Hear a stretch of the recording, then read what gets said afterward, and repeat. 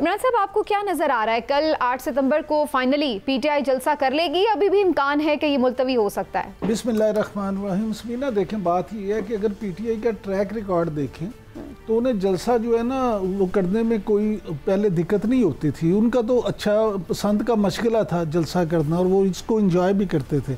लेकिन 9 मई के बाद उन्होंने जितनी दफ़ा भी जलसे का ऐलान किया तो फिर वो जलसा किया नहीं, उसको एंड पे मुलतवी कर दिया। तो अब जो उन्होंने बातें करनी शुरू कर दी हैं कि जी हुकूमत ओछे हथकंडे कर रही है, फलानी चीज़ें हैं, रुकावटें हैं, हम ये करेंगे वो करेंगे, तो उससे मुझे लगता है कि उनके अंदर फिर ये सोच शुरू हो गई है कि जलसे को मुलतवी ही कर दिया जाए। हालांकि ये तो उन्हें पता ही है कि हुकूमत ने तो रुकावटें करनी ही होती हैं। हमारे यहाँ कौन सी उस तरह की जमहूरियत होती है जिसमें अपोजिशन को खुली आज़ादी दी जाए। और फिर इन हालात में जब आपकी मुखालफत इतनी शदीद हो कि एक दूसरे के जानी दुश्मन हो, तो फिर उसमें तो मुझे नहीं लगता कि हुकूमत आपको वेलकम करेगी और आपको सहूलतें देगी। नहीं, लेकिन पीटीआई के प्रेशर तो है ना अपने वर्कर्स का, तो उसकी वजह से बज़ाहिर आपको लगता है कि ये जलसा मुलतवी होगा? अब तो बाकायदा स्टेज वगैरह लगा रहे हैं।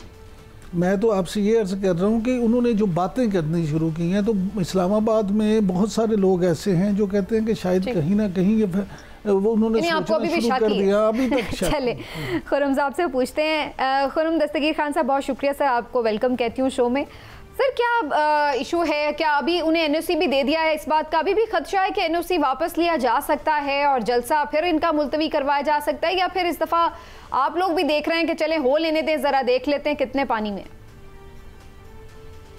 नहीं, देखिए, ये कोई खेल नहीं है कि जलसा होगा नहीं होगा। वो जलसा करना चाहते हैं और उन्होंने कल उनको एनओसी इजाजत इशू कर दी गई है, जरूर जलसा करें। लेकिन एक बात जो इस सारी डिस्कशन में सामने नहीं आती वो ये है कि आईने पाकिस्तान में सिर्फ एहतजाज का हक नहीं लिखा हुआ, वहां पाकिस्तान के शहरियों का जो हक है रोजगार का, कारोबार का, तालीम का, सेहत का, नए रोजगार की तलाश का, वो हक भी उतना ही फाइक है जितना एहतजाज का हक है। फिर आईने पाकिस्तान ये भी कहता है कि हुकूमत जो है वो शहरियों की जानो माल की हिफाजत की पाबंद हो। तो लिहाजा ये कहना कि जी हमारा एहतजाज का हक है, तो तमाम रियासत जो है उस एहतजाज के हक के लिए जो है वो उनको प्रोटेक्शन दे दे। हमारे सामने ये भी एक चैलेंज है कि इस्लामाबाद रावलपिंडी के जो रहने वाले हैं उनकी जिंदगियों का कारोबार रोजगार मुतासिर ना हो, और ये ना हो कि मैं अगर अपने किसी खानदान के फर्द को, वालदा को या बच्चे को अस्पताल ले जाना चाहता हूं तो मेरे आगे जो है अब तो जो जगह दी गई है वो तो काफी साइड पे है, बिल्कुल सेंटर ऑफ द सिटी तो नहीं है, बल्कि बड़ा साइड एरिया है जी। मैं इसीलिए अर्ज किया है कि एहतजाज का हक जो है उसके सामने पाकिस्तान के शहरियों का जो वो हक है कि अपनी जिंदगी का जो मामूलात है उनको बिला रोको टोक अदा करें, वो हक भी है। और ये मत भूलें कि अभी चंद हफ्ते हुए हैं बन्नू के इंदोनाक वाक़े हुए, तो लिहाजा उनकी शहरियों की प्रोटेक्शन भी जो है वो भी हमारे सामने है। तो इन सबको सामने रखकर ये इजाजत दी गई है और ये तवक्को है कि कल जलसा होगा। लेकिन खुरम दस्तगीर खान साहब, ये बहुत कहा जा रहा है कि उनके जलसे से तो कम लोगों के मामूलात मुतासिर होते हैं, जो हुकूमत कंटेनर्स लगा के रास्ते बंद कर देती है उसकी वजह से ज्यादा लोग परेशान होते हैं। इसकी क्या वजह? इतनी एक जगह दे दी है तो उसके बाद पूरे शहर में इधर उधर कंटेनर्स लगाने का क्या मकसद है? जी, ये भी आप देखेंगी कि कंटेनर्स की तादाद अब कम होती जाएगी, क्योंकि ये भी इस्लामाबाद के हवाले से, और अब आपको मालूम है कि कानून साजी भी हो रही है पार्लियामान में, वो यही वजह है कि इस्लामाबाद के अंदर अगर इस किस्म की एहतजाज मुस्तकिल तौर पे जारी रहते हैं तो उनका एक बैनुल अक़वामी तौर पे उसका कॉन्सिक्वेंस है और उसके मुज़बरात आते हैं। उसके पूरी दुनिया ये बैठ के, चूंकि तमाम एम्बेसियां यहाँ हैं, तो वो ये समझते हैं कि पता नहीं क्या कौन सी आफत आ रही है जिसकी वजह से हुकूमत को ये मामलात जो हैं वो करने पड़े। हालांकि हुकूमत के सामने अगर मैं ये कह सकूं तो सबसे बड़ा जो चैलेंज है जिसको हम रिपीट नहीं करना चाहते, और उस वक्त मुस्लिम लीग नून की हुकूमत थी, वो 126 दिन का धरना था जिसकी वजह से चाइना के सदर का दौरा जो सितंबर 2014 में होना था वो 8 महीने ताखीर हुई। पाकिस्तान की तरक्की के लिए जो सीपैक जारी होना था उसमें 8 महीने की ताखीर हुई। और वो ताखीर क्यों हुई? कि एक जमात का ये ख्याल था कि मैंने एहतजाज करना है। तो लिहाजा ये जो एहतजाज का हक है ये एब्सोल्यूट नहीं है। तो वहां उस बहुत सारी चीजों को देखा जाएगा। तो कल वो अपनी जो उन्होंने सियासी बात करनी है वो करें, लेकिन उनका तो बड़ा वाज़ेह है कि चाहे वो पार्लियामान में हो या पार्लियामान से बाहर, पाकिस्तान के अवाम के मसाइल से उनका कोई सरोकार नहीं है। वो उसका हल नहीं करना चाहते, ना ही कोई हल पे सोचना चाहते हैं। अलग खैबर पख्तूनख्वा में उनकी हुकूमत है जहाँ दहशतगर्दी इतनी जो है वो सख्ती से आई हुई है, लेकिन उनका एक ही फोकस और है। ये तो जो आपने कानून साजी का जिक्र किया, इस बात पे भी बहुत से लोग तनकीद कर रहे हैं कि हुकूमत ने ये जो कानून साजी की है ये भी जमहूरी रिवायात को सपोर्ट नहीं करती है। कल को यही जमातें खुद भी ओपोजिशन में जाएंगी, इन्होंने भी जलसे जुलूस करने होंगे जो आप लोग पहले भी करते रहे हैं।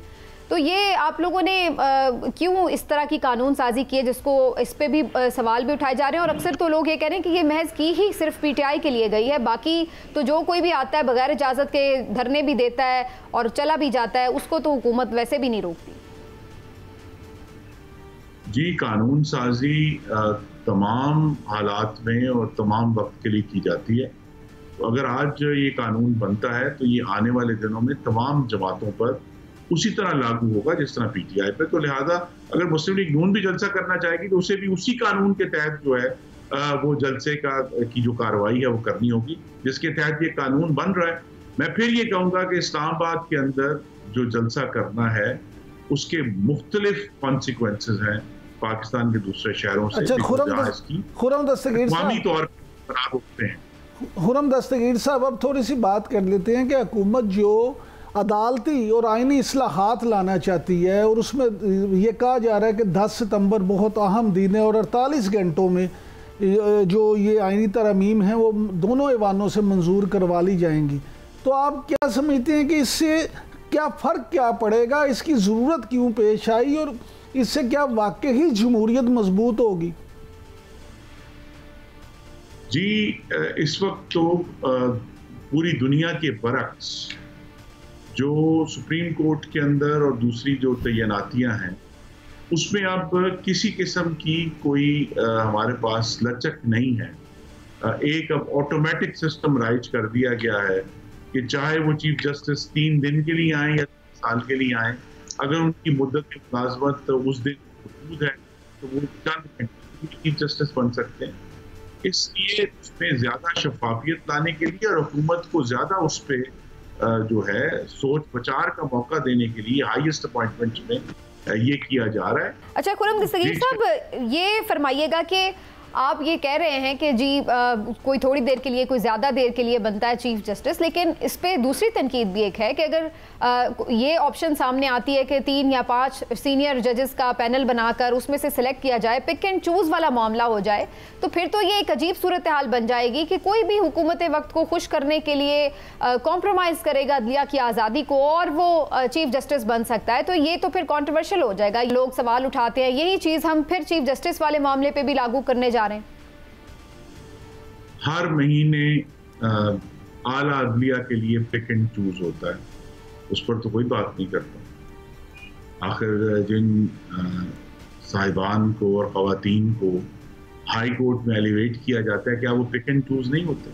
पिक एंड चूज होते हैं।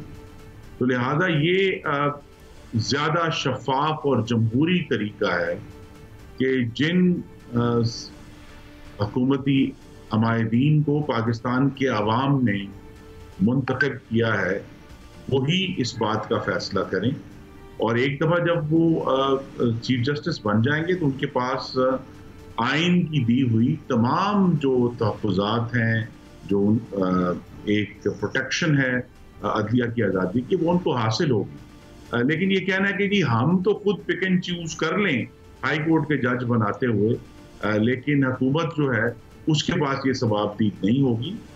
ये एक बड़ा सीरियस सवाल है कि क्या 70 सालों में सवाबदीद ना होने के बाद क्या अदलिया की कार्रवाई बेहतर हो रही है, क्या सिचुएशन बेहतर हो रही है?